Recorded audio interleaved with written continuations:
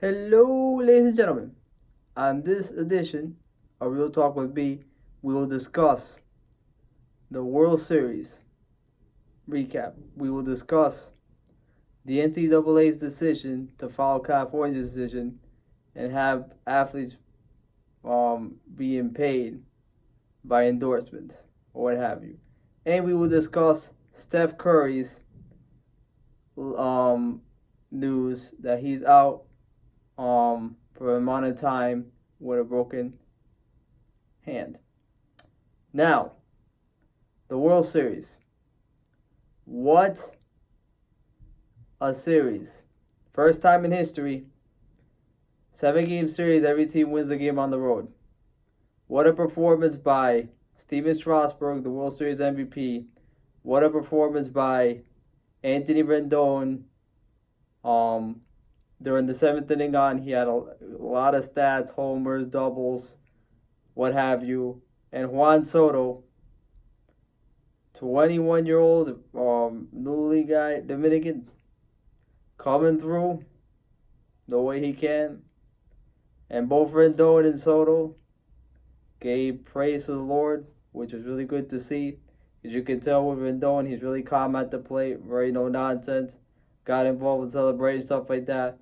And Soto always made a point to acknowledge, that the Lord was with him and everything. So I really was really nice to see that. Now, I don't know these people personally, but it's nice to see that it comes from a place that they decide, okay, we're going to praise the Lord in some capacity. Now, the NCAA recent decision following California, it's tough because it's one of these deals where it's like, hey, we're going to follow the model of California, but are we going to now do but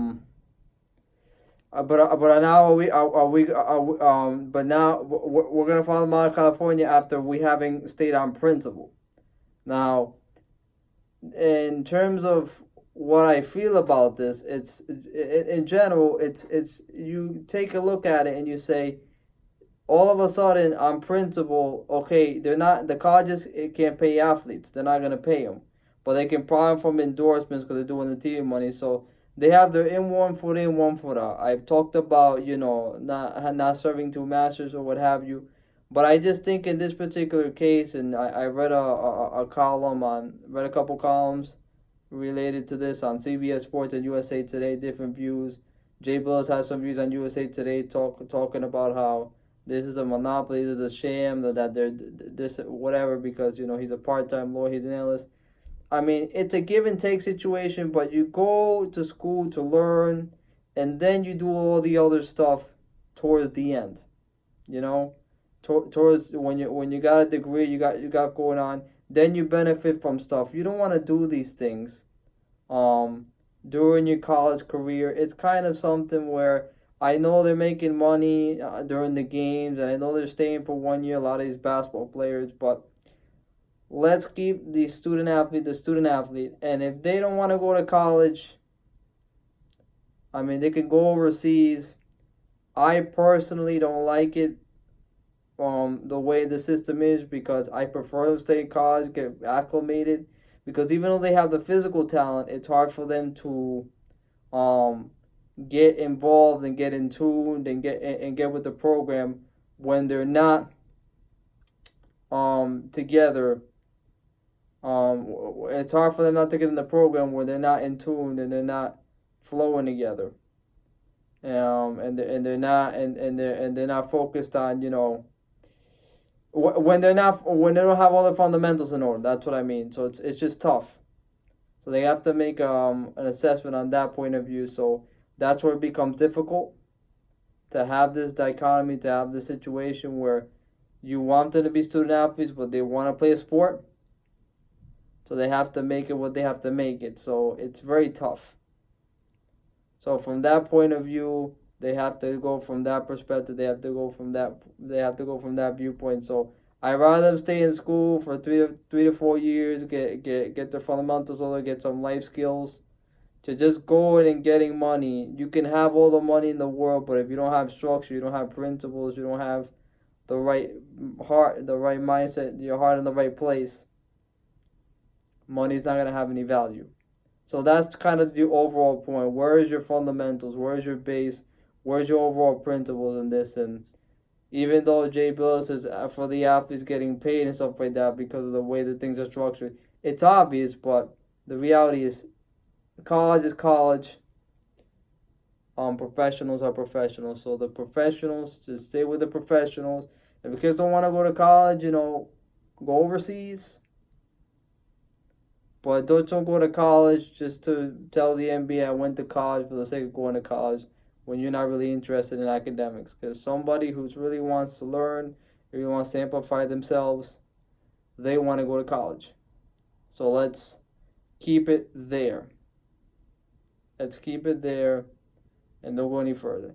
Now, the Steph Curry injury. Obviously, you don't have Clay. You don't have Kevin Durant. He's not with the Nets.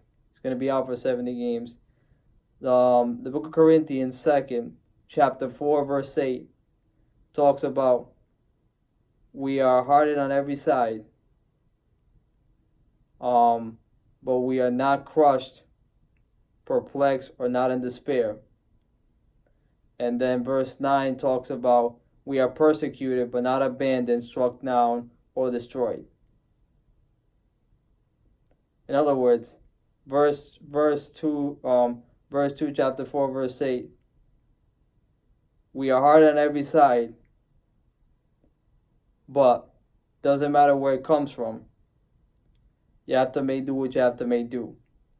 So ultimately, Curry's out with this injury right now, and you say, wow, he's out with this injury for 70 games.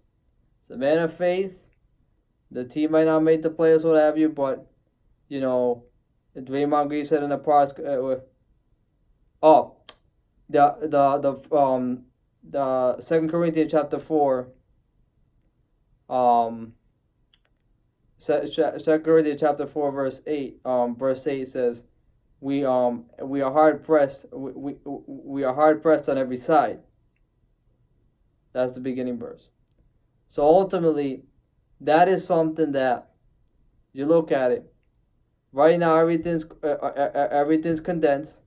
He's hard pressed, but he's not crushed or perplexed because he has perspective, Steph Curry, about the situation. So there's a lot of his teammates, but perspective because of where he's come from. The ankles and stuff. I heard about Mark Jackson. He's hard pressed,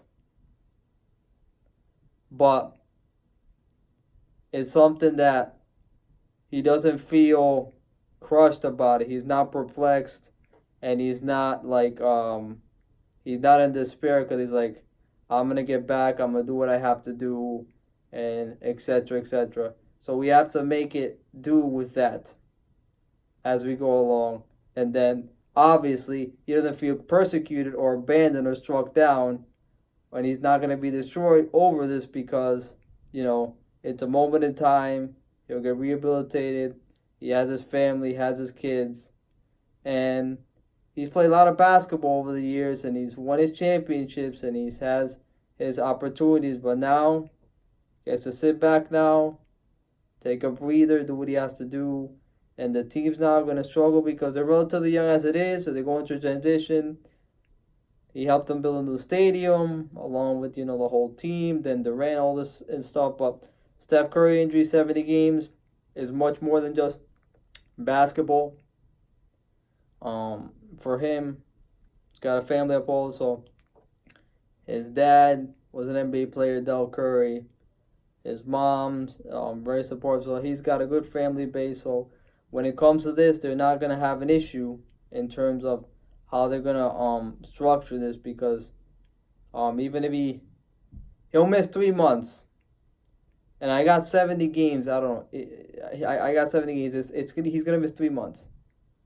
70 games like a whole season. I apologize for that. I got the 70 games in my head. He's gonna miss 3 months, and basically, it's gonna be hard. But I think it's something that they'll get over. He'll get over. The team will get over, and they might still be a 7-8 seed the way the NBA is and the way these young players play. So we shall see what goes down. But 3 months without Steph Curry, LeBron's back in there. You got AD. The NBA will be fine. It will be structured okay. So as people with the Lord, when adversity hits, these things tend to um build the faith, build the expectation, build your patience. So I'm pretty sure in Curry's case he'll do exactly that. So this has been Real Talk with B. Blessings until the next jive.